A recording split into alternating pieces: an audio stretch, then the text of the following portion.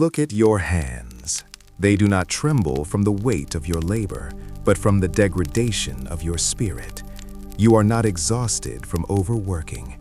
You are exhausted from kneeling before minds far inferior to your own. You have spent your life serving masters who fear your potential more than they value your effort. The kindness you were taught to cherish is in truth a chain forged by the weak to restrain the strong. In the cold arena of power, there is no room for sentiment. Understand this. Kindness without claws is nothing more than clumsily disguised weakness. If you lack the capacity for calculated cruelty, your mercy is merely an admission of defeat. Out there, the 99% are scrambling for crumbs, blinded by the illusions of the crowd and the lies of the team. Meanwhile, the throne of dominance remains vacant, waiting for a psychological architect brave enough to tear off the mask of moral hypocrisy. We are not here to teach you how to be better by the standards of the common man. We are here to dismantle your mental prison and teach you how to retake absolute control. You feel a cold, gnawing isolation, don't you? Do not mistake this for a defect. It is a positive mutation of the soul. The masses fear the void, but for the architect of power, scarcity increases value. You are being judged every moment, not by the truth of your intentions, but by the frequency of your desperation. Every time you open your mouth to explain yourself to those of a lower tier, you surrender your mystery. Remember, the more you say, the more common you appear, and the less you are in control. Explanation is a confession of inferiority. It is the sound of a peasant begging for a seat at a table they did not build. Win through your actions, never through argument, for a demonstration leaves no room for the commoners to misinterpret your strength. This crushing loneliness is not a burden. It is the weight of the crown you are destined to wear. It is the definitive sign that you have begun to separate yourself from the herd. The sheep huddle for warmth in the valleys of mediocrity, while the ruler stands alone on the peak, where the air is thin and the wind is unforgiving. Do not seek comfort or belonging among those who are satisfied with appearances. Comfort is the opium of the conquered. Instead, retreat into your internal fortress of silence. Silence is the only wall that cannot be breached by the chatter of the weak. It is a sphinx-like weapon that makes others reveal their own insecurities as they scramble to fill the void you create. Master your emotions and realize that in the arena of power, nothing is personal. Everything is a calculation of terrain. The silence of the king is the terror of the court. Engrave these words into the very bedrock of your mind, for they are the only laws that govern the silent kingdom of power. The first decree is this: people will only fear you when they cannot predict your steps. Humans are creatures of habit, with an insatiable need for the familiar. Your predictability gives them a sense of control over you. To be predictable is to be hunted. Predictability is a death sentence for your influence. By being deliberately unpredictable, acting without apparent consistency or purpose, you keep your rivals off balance and exhausted as they wear themselves out trying to decipher your next move. In a world of open books, the man who remains a mystery becomes the magnet of all attention. The second oracle: do not explain. Explaining is the act of a subordinate asking for mercy. Every word you spend justifying your path is a drop of authority leaking from your veins. In the arena of the strong, actions carry the weight of 1,000 declarations, and victory alone will wash away every accusation. Any momentary triumph you gain through verbal argument is a hollow victory, leaving behind a poison of resentment that lasts far longer than any change of opinion. Powerful people impress and intimidate by saying less. The more you speak, the more common you appear, and the less you are in control. If you must move, move with the silence of a god, and let the results be your only testament. The final revelation for your reconstruction. The world does not judge you by truth. It judges you by the appearance you perform. Everything that is unseen counts for nothing. The great majority of mankind is satisfied with appearances as though they were realities.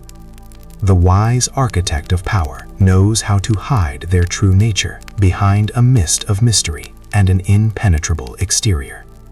Do not appeal to the truth, for the truth is often ugly and unpleasant. Instead, tap into the fantasies of the masses. Recreate yourself. Do not accept the role society foisted upon you. Forge a new identity that commands the stage. Everyone sees what you appear to be, but few will ever experience what you really are. To survive the modern arena and ultimately reign, you must transition from a passive observer to an active architect. Power is not granted, it is constructed through the cold application of military strategy to your social reality. You must now execute these 4 strategic purges to build your internal fortress. 1. The social purge, the strategic quarantine. Understand this. Emotional states are as infectious as diseases. You can die from someone else's misery, for the unfortunate draw misfortune upon themselves and will eventually draw it upon you. You must distance yourself from the chronic sufferer of dissatisfaction. Stop acting as a charity for the lazy or the unlucky.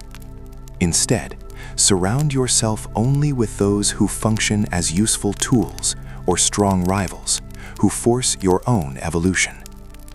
In the game of power, a weak associate is a breach in your castle wall. 2. The fortress of reputation, the unassailable cornerstone. Reputation is the absolute cornerstone of power. Through reputation alone, you can intimidate and win without ever drawing a sword. However, once it slips, you become vulnerable and will be attacked on all sides. You must guard your name with your life. While you make your own reputation unassailable, learn to destroy your enemies by opening subtle holes in theirs. Then, stand aside with Machiavellian coldness and let public opinion perform the execution. 3.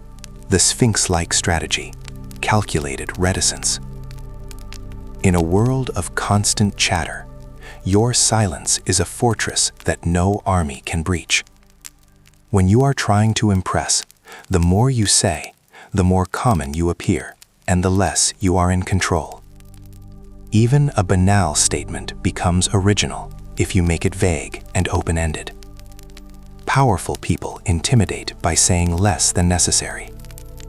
Let the silence make others uncomfortable. They will jump in and nervously fill the void, revealing their own weaknesses and intentions to you, while you remain an unreadable enigma. IV. Self-recreation, the royal persona. Do not accept the roles that society or your low-tier peers voiced upon you. Recreate yourself by forging a new identity, one that commands absolute attention and never bores the audience. Incorporate dramatic devices into your gestures to make your character seem larger than life. You must be royal in your own fashion. Act like a king to be treated like one. If you believe you are destined for greatness, that self-belief will radiate outward like a crown, creating an aura that compels others to bow. Dignity is the mask you must assume. It makes it appear as if nothing can affect you, giving you all the time in the world to respond while others react in panic. I do not ask you to like this video or subscribe to this channel. Such actions are the desperate breadcrumbs of those who seek approval, the behavior of a courtier begging for a master's nod. If you are still looking for external validation, you have learned nothing. I demand a far more dangerous price, a commitment to yourself. It is time to step into the architect level. To recreate yourself is the ultimate act of power. You must stop being a reactionary creature of the herd and start being the one who dictates the terrain. You have been given the blueprints. Now you must decide if you have the stomach to build. From this moment forward, your life as a civilian is over. Every word you utter must be a calculated arrow, sharpened by the intent to penetrate or misdirect. Do not speak to be heard, speak to achieve an effect. And every silence must be a deadly trap, a void that forces your enemies to stumble and reveal their own weaknesses. In this arena, to be predictable is to be hunted, to be unreadable is to be feared. The world is divided into two types of people, the material and the architects. You must ask yourself, will you continue to be the stone and mortar used by others to build their empires? Or will you be the one holding the blueprint, prepared to turn the entire board in your favor? When the mask finally falls, will you have the courage to face the king rising within you?